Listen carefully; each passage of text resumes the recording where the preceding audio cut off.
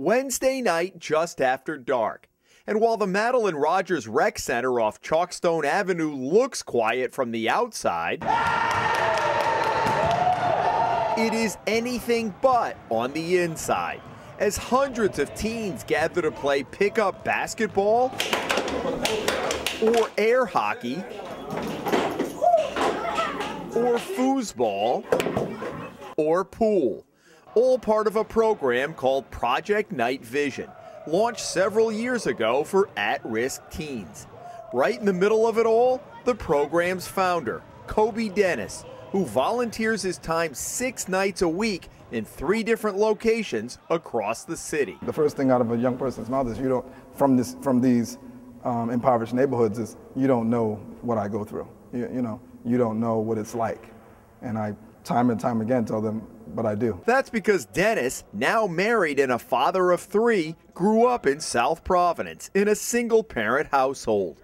The program's name was inspired by a stint Dennis did in the United States Navy before coming back to Rhode Island. We would look out for mines in the Persian Gulf. I would stand out at the tip of the ship with night vision goggles, and I would see everything. He says steep reductions in state and city funding have left kids ages 12 to 18 without some of the services that used to be available. His goal is to get them off the streets and channel their energy in a positive direction. You know, latchkey kid just going in the house by yourself at 13. And when in our day, Jim, it probably would have been okay because it's 3 channels.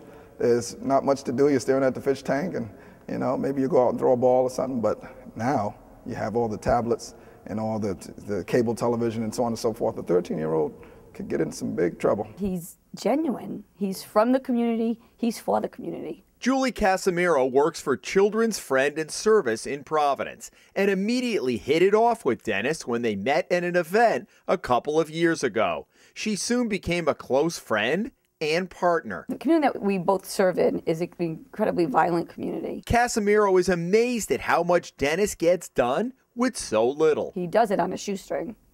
I mean, there's no funding for this. It's done by donations and the goodness of volunteers. But it's just the breadth of the organization, the scope of the organization.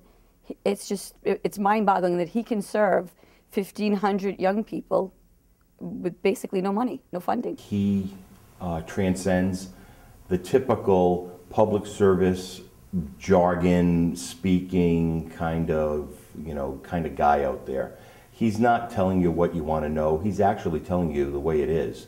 And that's refreshing. Dante Bellini, another friend who has seen Project Night Vision from the front lines, says Dennis is able to do something few other people can accomplish. Many of these kids come from disadvantaged situations, and they come from all different perspectives, and they have all different cultures, and it's a hard thing to wrangle that into something peaceful and good and productive. Project Night Vision runs on staggered nights Monday through Saturday at the Rogers Rec Center, the Joslin Center off Manton Avenue, and at Sackett Street in South Providence.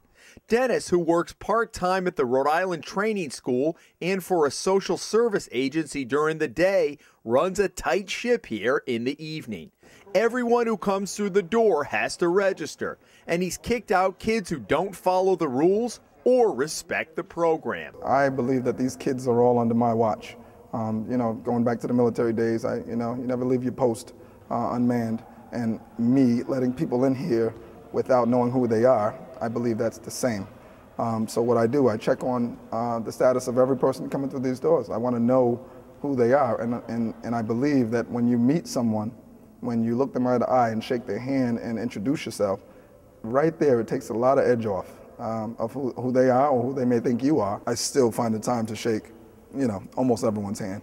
That's one of my goals every night, shaking all hands, looking into eyes, how you doing, how's it going, how was your day, did you go to school? Just those questions that I know I used to love when my mom, when I came up from school, that I know a lot of these young people don't get. He has brought in programs you might not expect for an inner city crowd, like a yoga class on Tuesdays that's attracted some of the teens' parents. Dennis has also recruited a lacrosse player from East Greenwich High School to teach the kids fundamentals of a sport that most have only seen on television. On many nights, there are sandwiches and a snack for the kids as they arrive at the front door.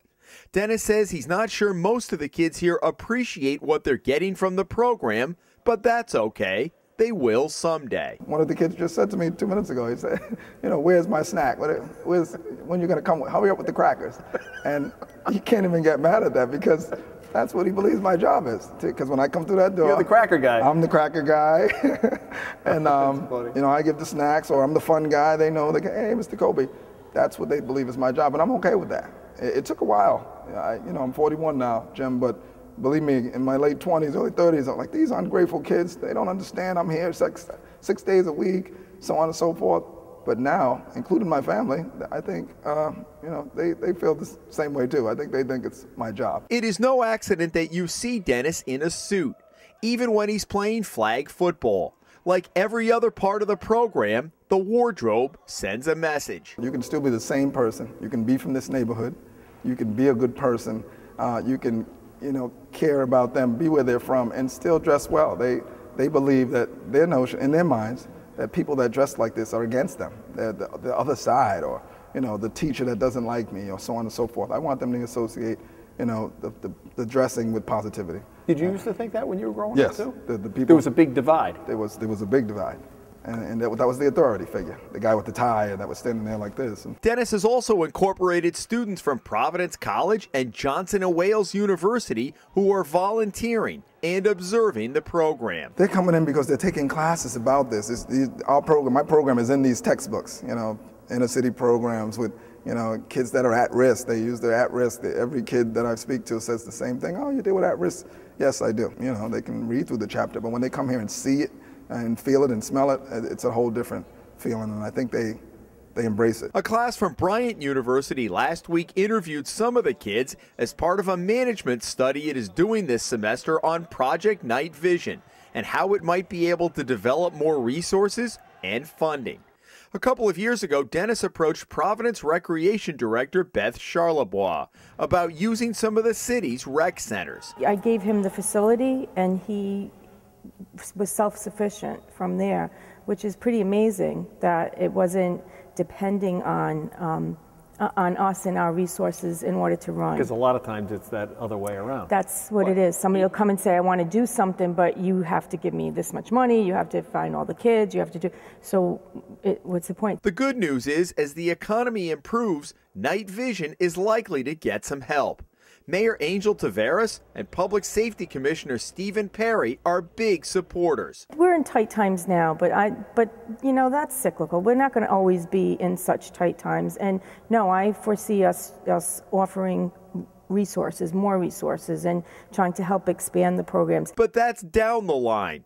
Dennis has to live in the here and now, trying to keep kids out of trouble and on a path he hopes to success. Where would these kids be if they weren't here on these various nights? Do you think about that? I think about that often, and that's why I'm pretty heavy on the police. You can, you know, the chief of police could tell you he gets emails from me all the time. I don't talk about it too much publicly, but he gets emails from me all the time, letting him know that, do you understand that this week I had over 500 kids at Madeline Rogers? Do you understand that? And that's all I will have to say. And he will say, thank you very much, Kobe. I appreciate it, because he knows, and I know, coming from South Providence, where those 500 kids would be. They would be hanging right on these street corners, just like they used to before Night Vision. In Providence, Jim Hummel for the Hummel Spotlight.